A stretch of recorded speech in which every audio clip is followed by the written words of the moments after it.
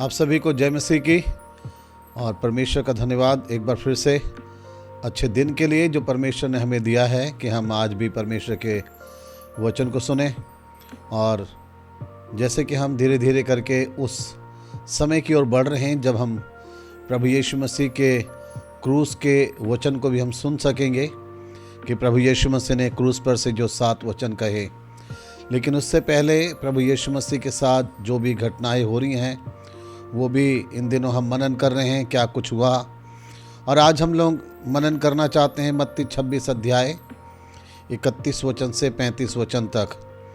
यहाँ पे इस समय बहुत प्रभु यीशु मसीह निकट हैं बहुत ही कि जब उनको क्रूस के ऊपर चढ़ा के मार दिया जाएगा। बहुत सारी चीज़ें उनके साथ हो रही है, उनके ऊपर झूठे आरोप लगाए जा रहे हैं, प्रभु यीशु मसीह का अपमान किया जा रहा है, उनको इधर से उधर ले जाया जाएगा। लेकिन इससे पहले कि वो सारी बातें और आगे उनके साथ हो, प्रभु यीशु मसीह अपने चेलों के साथ कुछ समय बिता रहे थे जहाँ पे उन्होंने प्रभु भोज भी किया और अंतिम फसह जब उन्होंने उनके साथ खाया अपने चेलों के साथ में। यहाँ पे हम एक वो घटना देखते हैं, वो बातचीत देखते हैं जो वो अपने चेलों से कर रहे थे। वो अपने चेलों से जब बातचीत कर रहे थे इस अध्याय के अंदर, मत्ती 26 अध्याय और उसके 31 वचन को अगर हम पढ़ते हैं तो यहाँ पे प्रभु यीशु मसीह ने इस तरीके से बातचीत को आरंभ किया। तब यीशु ने उनसे कहा, तुम सब आज ही रात को मेरे विषय में ठोकर खाओगे, क्योंकि लिखा है, मैं चरवाहे को मारूंगा और झुंड की भेड़ें तितर बितर हो जाएंगी। यहाँ पे प्रभु यीशु मसीह ने अपने चेलों से बातचीत करते समय में आने वाले समय के बारे में जो बात बताई, वो बात ये थी कि समय बड़ा कठिन आने वाला है, बहुत मुश्किल समय आने वाला है। मैं तुम लोगों से अलग हो जाऊंगा। और उन्होंने इस बात को इस तरीके से भी दिखाया कि चरवाहे को मारा जाएगा और सब झुंड जो है वो तितर बितर हो जाएगा। जब प्रभु यीशु मसीह इस चीज़ को बता रहे थे तो इसके अंदर प्रभु यीशु मसीह जो बातें कर रहे थे, आगे जो उन्होंने बातें करी हैं, उसमें पतरस के विषय में बातचीत है और झुंड के विषय में बातचीत है, वचन की एक सच्चाई है। 3 चीज़ें जिसके ऊपर आज हम मनन करना चाहते हैं। और इस समय हमारा जो विषय है वो ये है, कई बार हमारा ज़रूरत से ज़्यादा आत्मविश्वास से भरा होना कई बार हमें नीचे की ओर ले जाता है।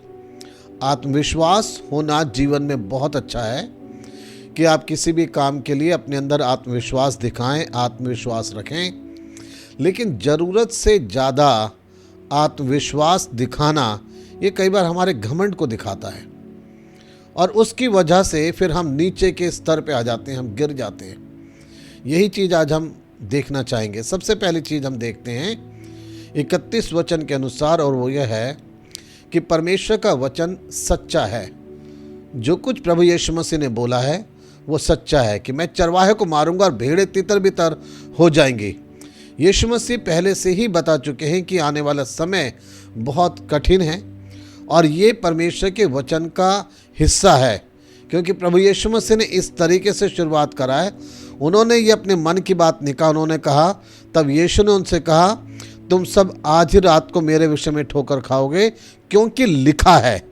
जब यीशु मसीह ने इस बात को बोला कि चरवाहे को मारा जाएगा और भेड़ें तितर बितर हो जाएंगी, झुंड बिखर जाएगा, तो उन्होंने ये कह के शुरू करा, क्योंकि लिखा है। इसका मतलब यह है, वो ये बताना चाहते हैं कि परमेश्वर का वचन सच्चा है। जो बातें परमेश्वर के वचन में लिखी हैं उन सब बातों का होना तय है, निश्चित है। उनमें से एक भी बातें बिना पूरे हुए रह नहीं सकती। जैसा परमेश्वर के वचन में लिखा है वो होना बहुत ज़रूरी है। और यही हुआ, प्रभु यीशु मसीह को पकड़ लिया गया और जो प्रभु यीशु मसीह के साथ उनके चेले रहते थे वो सब इधर उधर भाग गए डर के मारे। सब ने उनको छोड़ दिया, सब निकल गए वहाँ से। और ये बात परमेश्वर के वचन में पहले से लिखी थी। परमेश्वर का वचन सच है, इस पहली चीज़ को आप ध्यान रखें। अगर हम इससे मिलान करें उस घटना को भी जो हमें प्रेरितों के काम में मिलता है। प्रेरितों के काम 8 अध्याय उसका 1 वचन जो इस बात को बताता है कि जब कलेश आता है, जब संकट आता है, जब परेशानी आती है, तो उसकी वजह से बिखराव भी आता है। लोग तितर बितर हो जाते हैं, लोग अलग हो जाते हैं। बहुत सारी जगहों पे बहुत अच्छे तरीके से सब चल रहा होता है, चर्च अच्छा चलता है, आराधना अच्छी होती है, कलीसिया अच्छी है, लेकिन एकदम से कई बार संकट आता है, कलेश आता है, परेशानी आती है और कलीसिया बिखर जाती है। यह हमें प्रेरितों के काम उसका 8 अध्याय और उसके 1 वचन में भी पढ़ने के लिए मिलता है। वहाँ लिखा है, शाऊल उसके वध में सहमत था। उसी दिन यरूशलेम की कलीसिया पर बड़ा उपद्रव आरंभ हुआ और प्रेरितों को छोड़ सब के सब यहूदिया और सामरिया देशों में तितर बितर हो गए।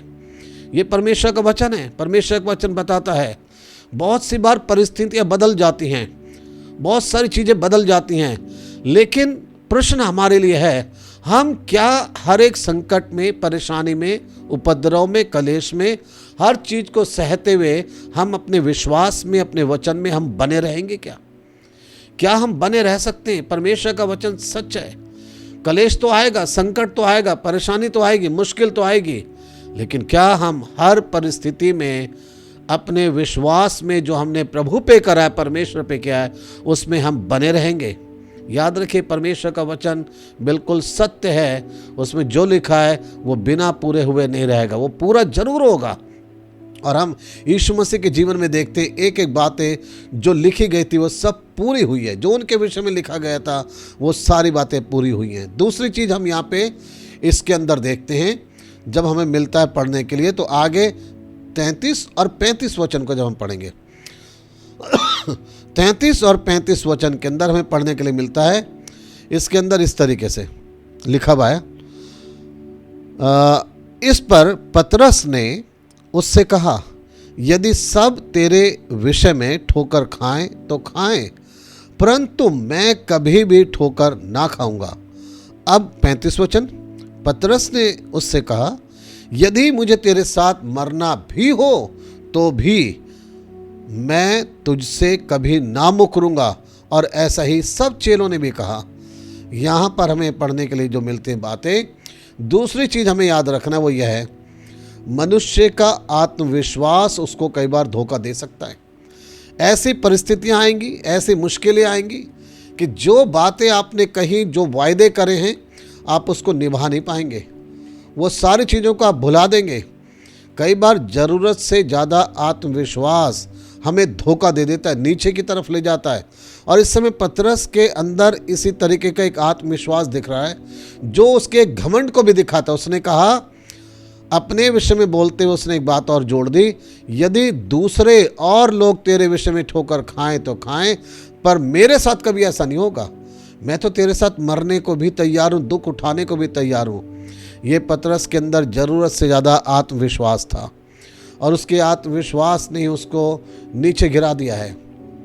वो जानता नहीं था, वो अपनी कमी को नहीं जानता था, वो अपनी वीकनेस को नहीं जानता था। परमेश्वर का वचन हमें सावधान करना चाहता है, वो ये है कि हम परमेश्वर से प्रार्थना करें कि परमेश्वर मेरे अंदर कभी भी किसी प्रकार का ऐसा घमंड ना आए। हम नहीं जानते कि समय क्या आएगा, हम बस यही दुआ करें, परमेश्वर कभी भी मेरे जीवन में कोई संकट और परेशानी आए, प्रभु मेरे कदम पीछे ना हटे, मैं अपने विश्वास से पीछे ना हट जाऊं, मैं तेरे विश्वास में बना रहूं। हमें नहीं पता आने वाला समय किस प्रकार का होगा, परिस्थिति क्या बदलेगी हमें नहीं पता है। परिस्थितियां बदल सकती हैं, आज शायद सब कुछ सही चल रहा है, कल को हो सकता है कि परिस्थितियां बदल जाए। बस हम यही प्रार्थना करें, परमेश्वर कभी भी ऐसा समय आए मुझे हिम्मत देना, मुझे ताकत देना कि मैं अपने विश्वास से पीछे ना हट जाऊं। मैं परमेश्वर तुझ में बना रहूं, मेरा विश्वास तुझ में बना रहे, मेरे कदमों को स्थिर रखना, मेरे कदमों को मजबूत करना। पतरस ने इस तरीके की प्रार्थना तो नहीं करी, बल्कि पतरस ने कहा, मैं कभी भी पीछे नहीं हटूंगा, मैं तेरे साथ मरने को भी तैयार हूं, क्योंकि पतरस अपनी कमजोरी को नहीं जानता था। तीसरी और अंतिम चीज हम देखते हैं और वो है 34 वचन का जब हम पढ़ते हैं, 34 वचन का जब हम पढ़ते हैं तो यहाँ पे प्रभु यीशु मसीह इस तरीके से कह रहे थे, यीशु ने उससे कहा, अर्थात पतरस से, मैं तुझसे सच कहता हूँ कि आज ही रात को मुर्ग के बांग देने से पहले तू 3 बार मुझसे मुकर जाएगा। ये 34वां वचन इस बात को बताता है। जो तीसरी चीज़ समझना है, प्रभु यीशु मसीह परमेश्वर आपकी और मेरी सारी वीकनेस जानता है, वो कमजोरी जानता है। उसको पहले से ही पता है आने वाले टाइम में मैं क्या करूँगा, उसको सब पता है।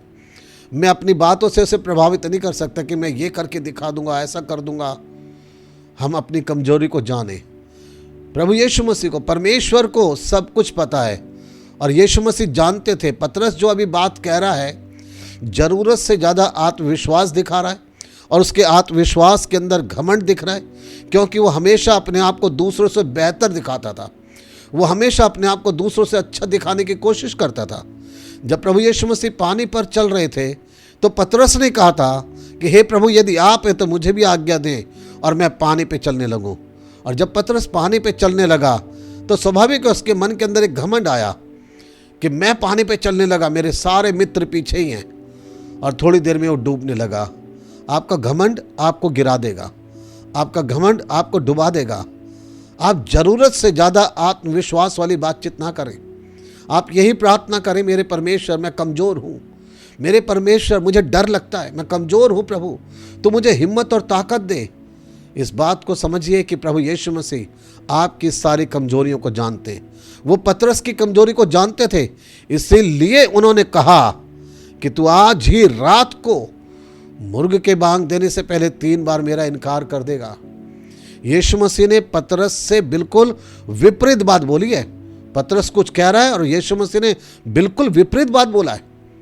पतरस कह रहा है कि मैं तो तेरे साथ मरने को भी तैयार हूं, लेकिन यीशु मसीह कह रहे हैं तू मुकर जाएगा, तू मेरा इनकार कर देगा, क्योंकि यीशु सब जानता है। आज आप भी वचन सुन रहे हैं, आप क्या कुछ कर सकते हैं प्रभु के लिए। आप मत बताइए लोगों के सामने, आप मत दावे कीजिए, मत प्रॉमिस कीजिए, क्योंकि आप नहीं जानते समय क्या आएगा। बस यही दुआ करें, मेरे प्रभु जब भी आपकी सेवा करने का समय आए, मैं पूरे समर्पण के साथ सेवा करूं। जब भी प्रभु आपके लिए कुछ करने का अवसर मुझे मिले, प्रभु मैं पूरे समर्पण और मेहनत के साथ करूं। मैं पहले से दावे ना करूं मैं ऐसा करूंगा वो करूंगा, क्योंकि आप अपनी कमजोरी को नहीं जानते। पतरस अपनी वीकनेस नहीं जानता था कि उसको भी डर लगता है, वो भी डर जाएगा, वो भी घबरा जाएगा और वो इनकार कर देगा। वो अपनी वीकनेस नहीं जानता था। यीशु सब जानता है। परमेश्वर आपकी वीकनेस जानते हैं, परमेश्वर को सब पता है। बस उससे प्रार्थना करें, मेरे परमेश्वर मेरी मदद करें कि मैं अपनी कमजोरियों पे विजय प्राप्त करूं। प्रभु मुझे कई बार डर लगता है, कई बार प्रभु मैं घबराने लग जाता हूं। जब प्रभु मैं मुश्किल और परेशानी को देखता हूं मैं भी घबराता हूं, मैं भी चिंता करने लग जाता हूं। मेरे प्रभु आप मेरी मदद करें। ऐसी दुआ करें आप कि प्रभु कभी कठिन समय आए तो मैं अपने विश्वास से पीछे ना हट जाऊं, मैं अपने विश्वास में बना रहूं। प्रभु आपकी सहायता करें। मैंने 3 चीज़ें बताया। पहला मैंने बताया, प्रभु बताना चाहते हैं कि वचन सत्य है। जो प्रभु के वचन में लिखा है वो बातें सब पूरी होंगी एक दिन। एक भी बातें टल नहीं जाएंगी, सारी बातें एक दिन पूरी जरूर होंगी। दूसरी चीज़, मनुष्य ज़रूरत से ज़्यादा आत्मविश्वास दिखा के अपने आप को धोखा देता है। उसे नहीं पता समय क्या आएगा और उसका आत्मविश्वास ज़रूरत से ज़्यादा दिखाना उसके घमंड को दिखाता, उसका घमंड उसको गिरा देगा।